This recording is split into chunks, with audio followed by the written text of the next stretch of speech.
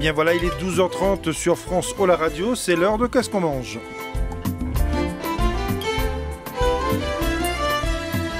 Et Qu'est-ce qu'on mange? C'est le rendez-vous des amateurs de cuisine créole. C'est aussi aujourd'hui notre dernier rendez-vous de cette année 2018. Et aujourd'hui, nous allons apprécier les saveurs d'Afrique avec la Sénégalaise Naye Aïssatou Mbaye. C'est une blogueuse. Elle a son blog qui s'appelle Aïssatou Cuisine. C'est une jeune femme qui se présente ainsi à ses visiteurs, aux visiteurs de son blog. Elle dit qu'elle cherche à promouvoir les fruits méconnus, les plantes et les arômes qui font le patrimoine culinaire d'une Afrique riche. Et elle ajoute que c'est avec un amour inconditionnel qu'elle essaie de sortir de l'ombre ces saveurs qui méritent d'être mises en avant. Son inspiration, elle le dit, vient surtout de l'Ouest africain et elle aime à dire que sa cuisine est parfumée de rêverie.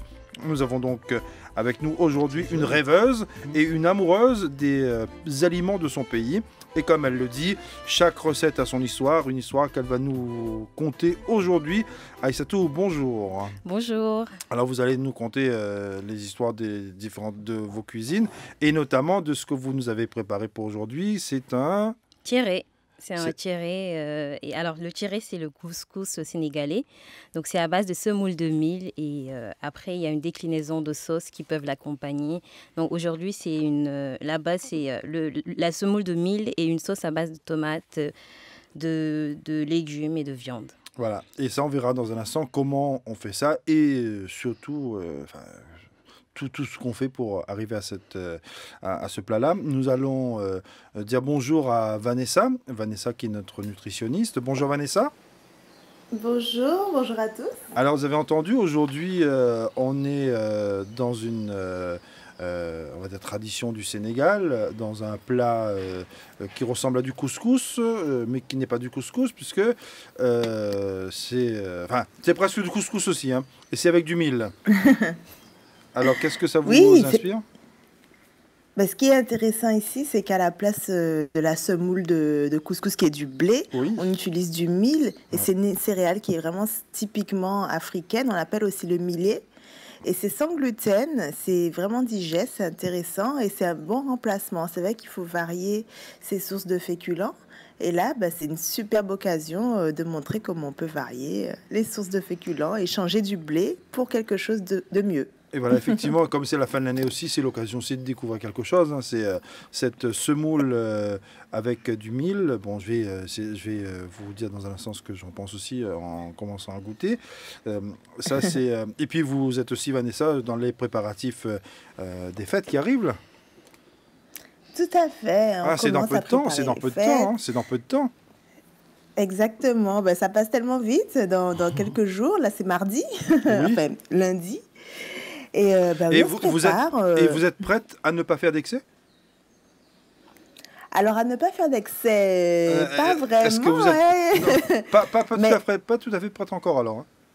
Pas tout à fait, mais je suis prête à limiter les dégâts, comme je vous disais. Donc, je sais que je vais préparer beaucoup de crudités avec du poisson fumé qui est fait en Guadeloupe en entrée. Donc, comme ça, l'entrée, je m'en occupe. Et le reste, ça va aller. Et quand vous dites des crudités et puis tout ce qu'il y a de Guadeloupe, ça fait rêver notre camarade Georges Garnier là, de l'Académie, qui, lui, vient à peine de poser les pieds en métropole, puisqu'il se croit encore en Guadeloupe, hein. Il a passé quelques jours là-bas. Oui, tout à fait. Ça vous fait rêver, Georges, hein? Toujours. Mais tu sais, la cuisine, notre cuisine, c'est une cuisine qui est assez riche. Et quand j'entends Vanessa parler de tout ça, j'ai envie de retourner là-bas. Mais bon, on ne peut pas on tout peut pas avoir. être partout à la fois. Hein. Voilà. Aujourd'hui, on est ici avec un plat d'Afrique. Un plat qui fait rêver et qui a été fait avec amour. J'espère que ça fait envie à Vanessa de goûter ce plat. Ah oui. Voilà. Vanessa, surtout quand on dit qu'il y a de l'amour et puis que ça fait rêver, c'est formidable. Hein. Donc c'est ce que Aïssatou va nous dire dans un instant, parce qu'elle va nous raconter un petit peu l'histoire, puisque comme elle dit dans son blog, c'est que les plats racontent des histoires. Voilà. Aïssatou, alors, les plats racontent des histoires. Racontez-nous l'histoire peut-être de ce plat-là. Qu'est-ce que c'est exactement? C'est un plat traditionnel? Oui, c'est un plat traditionnel. Comme je disais, c'est à base de semoule de mil. Donc le mil, il faut savoir, c'est la première céréale au Sénégal, en Afrique de l'Ouest. C'est une céréale qui est très utilisée, qui accompagne, disons, presque toutes les cérémonies au Sénégal. Oui. On la retrouve lors des mariages, des baptêmes, même dans les enterrements. Donc ça accompagne vraiment du début à la fin, voilà, la vie du Sénégalais. Donc je donne un exemple, par exemple, dans les mariages traditionnels au Sénégal, quand l'épouse va rejoindre son époux, il y a tout un rituel autour du mil où on verse, on met le pagne traditionnel, donc le pagne tissé, sur la mariée. On verse du mil qui tombe. Qui est censé porter bonheur? Qui est censé porter bonheur parce qu'en fait, le mil est synonyme de richesse, abondance. Donc, c'est une céréale on plante une petite graine et on récolte une multitude de graines. Donc, c'est synonyme de richesse, d'abondance, de fertilité. Voilà, exactement. Donc, c'est censé porter chance, porter bonheur à la mariée. Donc, la mariée sera belle, riche et fertile. Exactement. Bravo, ça. Oui, mais c'est ce qu'elle vient de dire, c'est toutes les... on lui souhaite, c'est tout ce qu'on lui souhaite. On souhaite d'être heureuse, d'être riche. Et de donner beaucoup d'enfants. Oui, oui. Et donc, pour revenir à vous, puisque avant d'arriver à là, vous avez fait des études, vous avez traîné un peu dans la cuisine de maman, de grand-mère et de papa, et puis vous avez vu, ça vous a donné envie, et quand vous avez été un peu plus grande, étudiante, vous vous êtes dit, moi c'est pas mon truc de ne manger que des pâtes comme tous les étudiants, il faut peut-être retrouver du goût. C'est ce que vous avez aussi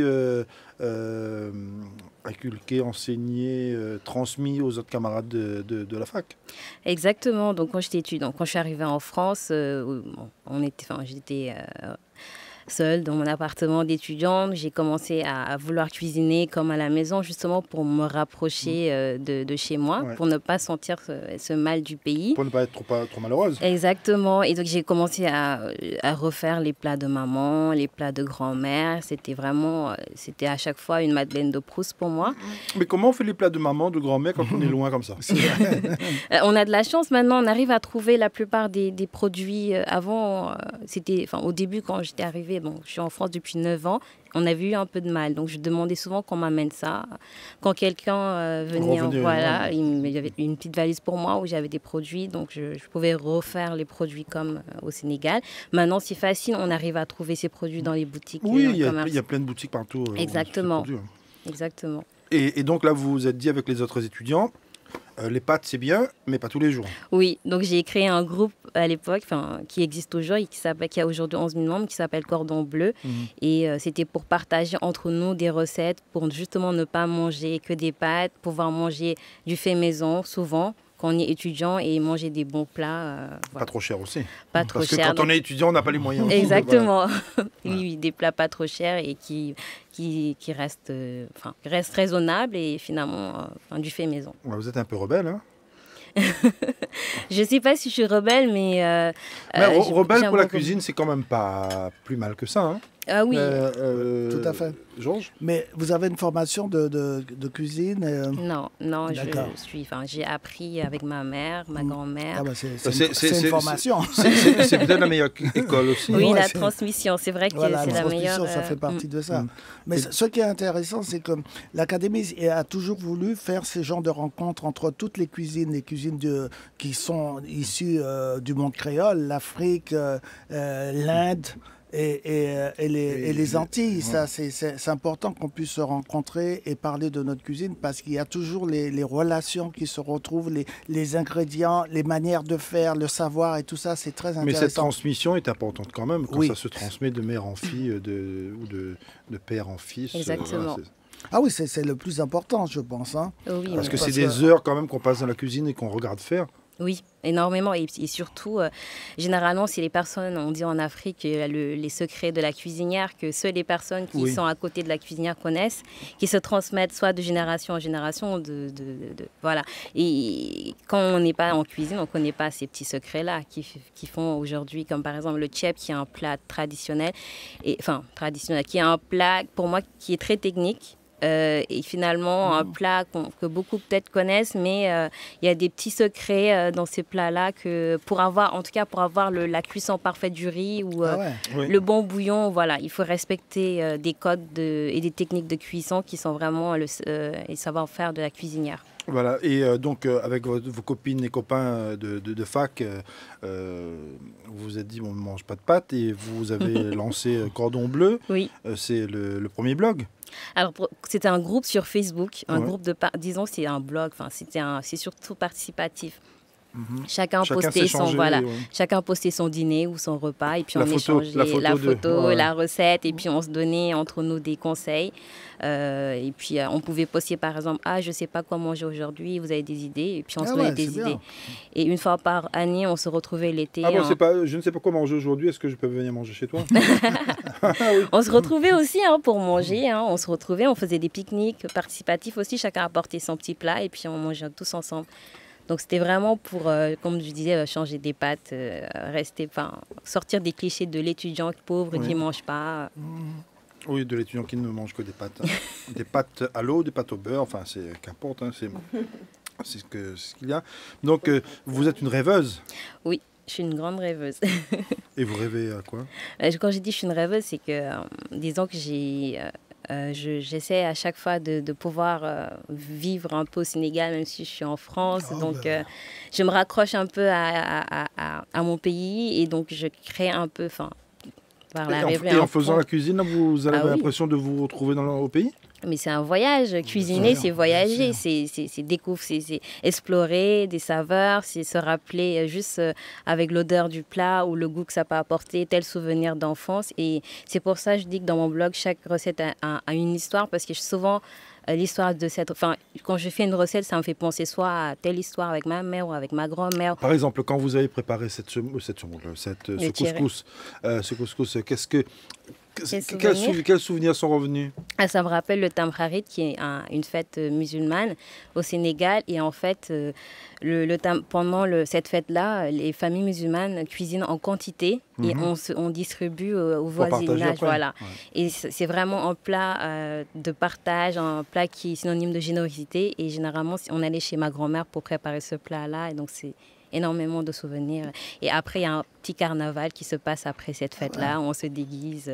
Oui. Ça, c'est le souvenir. C'est le souvenir avec toutes les couleurs les déguisements, les tam-tams. Voilà, c'est énormément de souvenirs. Vous revoyez votre grand-mère et tout presque en rêve, là. Oui. Et quand vous avez préparé ce plat-là dans votre cuisine, effectivement, il y a ces images, il y a ce rêve, il y a tout ça qui sont revenus, alors. Oui, oui, c'est sûr. C'est magique. Je suis une rêveuse. C'est magique. C'est ce que vous dites en faisant votre portrait. Une rêveuse. Ça nous a fait rêver en même temps, parce qu'on était partis. Voilà. C'est ce qu'elle dit aussi. C'est une rêveuse et une amoureuse en même temps. Oui, je suis une amoureuse de la cuisine. De la cuisine du Sénégal, cuisine de l'Afrique. De toute façon, je pense que quand on aime la cuisine, si on veut manger bien, il faut quelque part être amoureux de sa cuisine, non? Oui, si on veut manger bien et surtout si on veut dépasser... si on veut déplacer son plat surgelé, je suis une... moi, le fait maison, c'est presque un combat pour moi, donc... Mais je crois qu'il y a du piment, là. C'est un piment qui a été fait par vous? C'est un piment... Non, c'est fait par une amie. D'accord. Okay.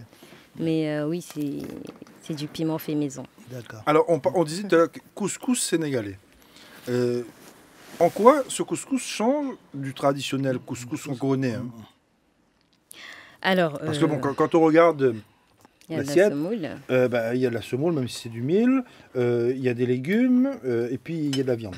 Mais qu'est-ce qui change? Qu'est-ce qu'il y a de plus ou qu'est-ce qu'il y a de moins? Déjà, la semoule, c'est pas la même chose. Dans le couscous que vous connaissez, c'est de la semoule de blé. De blé. Alors, il faut savoir que le couscous, après, c'est une traduction française. On mange du couscous de part et d'autre du Sahara. Donc oui, on le retrouve dans les pays du Maghreb, mais on le retrouve aussi dans d'autres pays du Sahel, comme le Sénégal, la Mauritanie, le Mali. Donc on mange énormément de couscous. Quand je dis couscous, c'est surtout les céréales qui sont travaillées comme de la semoule. Donc on retrouve Donc ça, ce plat-là, donc c'est à base de semoule de mil, mais on retrouve énormément d'autres plats à base de fognon, qui est aussi une graine qui ressemble à de la semoule. On retrouve du sorgho, on retrouve donc par exemple même le mil, il y a différentes tailles de semoule en fonction de la manière dont on travaille la graine. Donc dans beaucoup de pays, en tout cas au niveau du Sahel, au Sénégal, on retrouve ces plats-là. Mais la couleur, elle est différente. La couleur du mil. Oui. Oui, alors oui, la couleur, oui, c'est une céréale un peu brute. Enfin, c'est une céréale qui est très riche, en tout cas du point de vue nutritionnel, qui est pas raffinée, disons, qui est pas très et un peu sans gluten, donc qui est sans gluten. Donc il n'y a pas d'allergie possible. Oui, c'est sans gluten, c'est riche en protéines. D'ailleurs, au Sénégal, ça constitue une grande étape dans la diversification alimentaire des enfants. C'est la première céréale qu'on donne aux enfants, même avant les légumes, avant tout, c'est ça, c'est la bouillie de mil. D'accord. Et on fait énormément de céréales infantiles avec cette farine-là, parce qu'elle est riche en protéines végétales, très riche, riche en magnésium et riche en beaucoup de nutriments, qui fait que c'est la première source d'alimentation pour les enfants. Pour les femmes qui allaitent, les femmes qui accouchent, donc voilà. C'est mis dans les biberons. Ça, c'est surtout la farine qu'on utilise. Vous n'êtes plus à l'âge du biberon, camarade. Non, mais pour les enfants. Oui, donc oui, pour les enfants, c'est la farine qu'on travaille. On fait une sorte de crème qu'on appelle rouille et qu'on cuit. Donc, disons que le couscous, c'est la traduction française, mais c'est le travail de la semoule, on le retrouve dans tous les pays, dans toutes les régions du Sénégal, en fonction d'où on se trouve. Et donc voilà. Moi, pour ma part, ça ressemble pas vraiment. C'est pas le même goût ni les mêmes techniques. Alors, ce couscous-là, comment on le fait? Qu'est-ce qu'on met dedans? Alors, la base... Celui d'aujourd'hui, par exemple. Celui d'aujourd'hui, c'est à base de sauce tomate. Donc, c'est un bouillon qu'on fait avec de la sauce tomate, du légume, de la viande. Ouais, on a mis quel légume? Il y a des carottes. Alors, il y a des carottes, il y a du manioc, il y a des courgettes, il y a de la patate douce blanche, mais la patate douce blanche. Il y a du poireau. Il y a des pommes de terre et de la viande. Et généralement, c'est fait soit avec de l'agneau ou du poisson. Ça dépend de la ville où on se trouve au Sénégal. Le poisson, c'est bien. C'est bon, ouais. Là, c'est de l'agneau. Là, c'est du veau. Du veau, d'accord. Et donc voilà. Et les graines de couscous sont généralement, c'est tout un travail pour obtenir ces graines de cette taille-là. Ça prend à peu près, c'est fait souvent de manière traditionnelle au Sénégal. C'est des groupements de femmes qui font des PME. Ça prend à peu près 2 jours pour obtenir ce couscous-là. Les femmes, c'est très périlleux comme travail. Et donc c'est ça qui fait qu'on obtient un peu ce couscous de qualité, des graines super, qui sont très fines. Voilà. C'est très bon. Mais pour arriver à ce qu'on a aujourd'hui, donc c'est carottes, manioc, patates, viande et tout ça, qu'est-ce qu'on fait? On fait revenir, en fait, pour commencer, on fait revenir la viande dans un peu d'huile et on met des oignons. On met la tomate écrasée, concassée. Mais maintenant, on utilise de la tomate concentrée pour aller vite. Mais généralement, c'est tomate fraîche et tomate concentrée qu'on fait revenir. On attend d'avoir une belle couleur de la tomate. Et là, on rajoute de l'eau et on laisse avoir un petit bouillon avant de mettre les légumes. Et on laisse les légumes, la viande cuire dans ce bouillon-là. Et la sauce va mijoter. Il faut combien de temps? Il faut 2 heures. 2 heures. Il faut 2 heures. Il faut vraiment laisser mijoter pour que la sauce puisse s'épaissir et avoir le goût du bon bouillon. C'est un plat, on fait ça quand on a du temps. Oui, c'est un plat de fête et un plat qu'on fait quand on a du temps. Ça prend énormément de temps parce qu'il faut mijoter. Le secret pour avoir le bon bouillon, c'est justement de laisser mijoter le plat. Et ça, c'est votre quotidien d'aller expliquer ça à tout le monde, à tous ceux, parce que vous faites des ateliers. Oui. Et vous avez un blog pour expliquer à tous ceux qui veulent savoir comment on fait. C'est votre boulot d'explication. Oui, donc moi je suis très attachée à la transmission et je trouve très pédagogue. Oui, je trouve qu'on a perdu beaucoup de savoir-faire comme ça, en essayant de remplacer des techniques par des autres pour pouvoir gagner du temps. Donc c'est des savoir-faire qui se substituent. Et souvent on achète de la conserve ou bien du surgelé. Exactement, alors que c'est pas... je donne juste un exemple. Aujourd'hui, dans la cuisine africaine, enfin dans les cuisines africaines, il y a un fléau. Oui. On utilise souvent des cubes de bouillon en pensant que c'est presque normal. Pour nous, ça fait partie de la liste des ingrédients. Quand on se dit, je vais faire un tiep, on se dit, je vais acheter en même temps le cube. Bon, après, loin de ce débat-là sur les cubes, je trouve que ça remplace un peu le savoir-faire de la cuisinière ou du cuisinier. Et le cube provoque pas mal de dégâts aussi. Hein, la nutritionniste qui est là, je pense qu'elle nous dira. Je suis là. Oui, voilà. Mais nous, le combat, c'est surtout que... ça remplace des savoir-faire, comme par exemple, nous au Sénégal, il y a quelque chose qu'on appelle le no-cost, qui est en fait, c'est une pâte qu'on fait en écrasant, en pilant des épices, des herbes fines, de l'ail, de l'oignon, et c'est ce qu'on utilise pour assaisonner les plats. Et dès lors qu'on utilise cela, on n'a plus besoin vraiment d'utiliser ces cubes-là. Et c'est ces savoir-faire qu'on perd, le fait d'intégrer des épices comme le sumbala, le netetu, qu'on a un peu oublié, le fait de mettre des mollusques, de mettre du poisson séché qui donne du goût. C'est des choses comme ça qui se perdent au fil du temps, juste parce qu'on a remplacé par des produits qui sont beaucoup plus faciles à utiliser. En fait, c'était des façons naturelles d'apporter du goût, justement, comme tu disais, avec les poissons séchés, les petits mollusques séchés, toutes les épices, les choses qu'on a, même de la groseille séchée. J'avais vu une recette d'un chef sénégalais, justement, qui mettait de la groseille séchée pour apporter un peu d'acidité. Et c'est intéressant et de pas remplacer ça par la facilité qui est le cube. C'est plus simple, voilà. C'est beaucoup plus simple. Hein. C'est la facilité, voilà. Un peu trop. Et malheureusement, c'est pas très bon pour la santé parce que c'est rempli d'exhausteurs de goût et même pas de graisse un peu, mais c'est surtout dedans, c'est qu'il y a tellement de molécules chimiques pour que ça donne un bon goût que c'est pas naturel du tout. Mais en tout cas, ce qu'a fait aujourd'hui notre ami Aïssatou, c'est vraiment très naturel. Il n'y a pas d'exhausteur de goût et tout dans. Non, je cuisine depuis quelques années. Et, au début, ça peut paraître sans goût pour des personnes qui n'ont pas l'habitude, mais on retrouve vraiment le goût des aliments, je trouve. On sent le gout des légumes, des viandes, et puis des choses qui sont cachées par les cubes. Mais le problème des cubes, c'est quoi exactement? J'ai cru comprendre qu'il y a un problème avec les cubes. C'est les exhausteurs de goût, c'est tout ce qu'il y a à l'intérieur. Oui, dedans, il y a du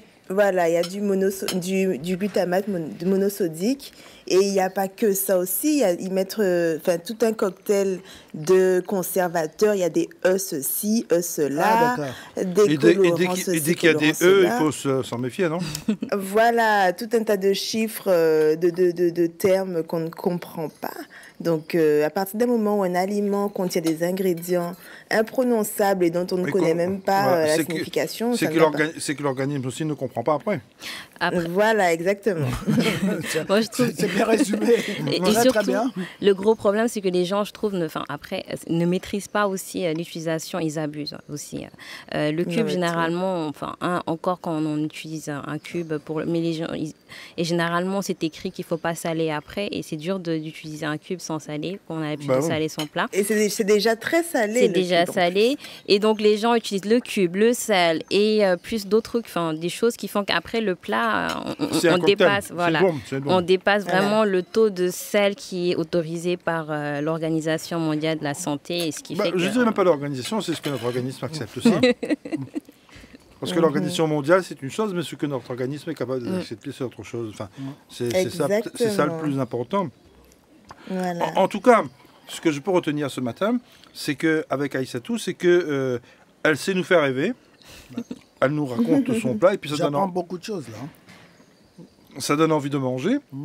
C'est bon. Et surtout, ça permet de faire passer le plat aussi très rapidement, hein, de savoir comment ça a été fait, que ça a été fait le plus naturellement possible. Hein. Oui. Oui, c'est juste avec de la viande, des légumes et on fait un bouillon. Alors, le bouillon, on retrouve ça très souvent dans la cuisine sénégalaise, presque dans tous les plats, c'est à base de bouillon. Et on fait un bouillon, par exemple pour le tchéboudion, la base c'est un bouillon et on fait cuire le riz dans le bouillon. Et d'ailleurs, l'ancêtre du tchéboudion, c'est un plat à base de mil. Donc c'était un bouillon où on intégrait le mil et finalement le mil à un moment a été substitué par le riz importé. Donc voilà, c'est vraiment une technique qu'on retrouve dans beaucoup de plats sénégalais, le sénégalais.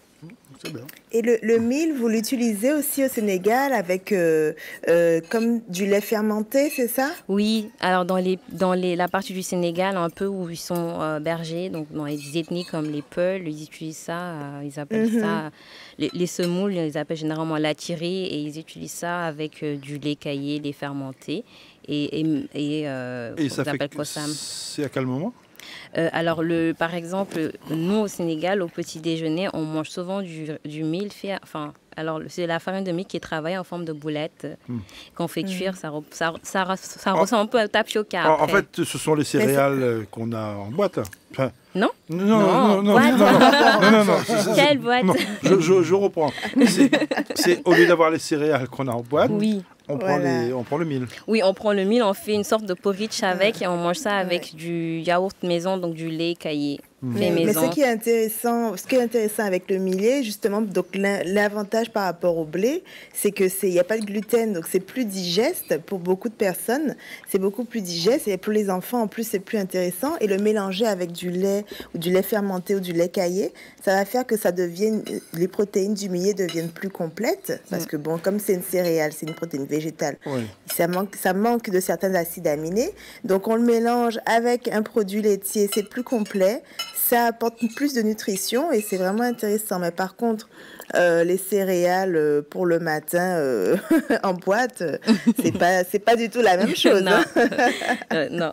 Et surtout, il y a beaucoup de peuples, des personnes qui sont pauvres et peut-être la viande c'est un luxe ou qui remplace cette protéine végétale là par la protéine du mil et comme dit. Mais est-ce qu'on remplace vraiment? Parce que c'est-à-dire que le couscous, il y a de la viande aussi, c'est ça? Donc ça va plutôt compléter, ça va peut-être améliorer le plat et c'est ça qui est intéressant aussi, c'est que tout ça c'est vraiment complet, c'est des protéines végétales sous forme de mil, céréales digestes, des protéines animales et des légumes et là on a un super plat complet, c'est intéressant. Le plat d'aujourd'hui, en tout cas, il est vraiment très complet, il est très bon. Hein. Ah, bravo, en tout cas, bravo, c'est très bon. Il est très bon. Ça a été cuisiné, comme elle le dit dans son blog, avec amour. Exactement, avec amour. En fait, on retrouve tout ce qu'elle dit, c'est la cuisine avec amour et le rêve aussi pour nous.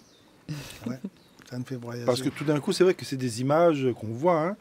Bon, pour ceux qui ont l'image et qui voient Aïssatou, ils regardent Aïssatou et puis bon, s'ils avaient la chance d'avoir le plat qu'on a aujourd'hui, ils verraient un peu plus le Sénégal. Et le décor aussi, qui a l'art de la table, là, c'est magnifique tout ça. Ouais.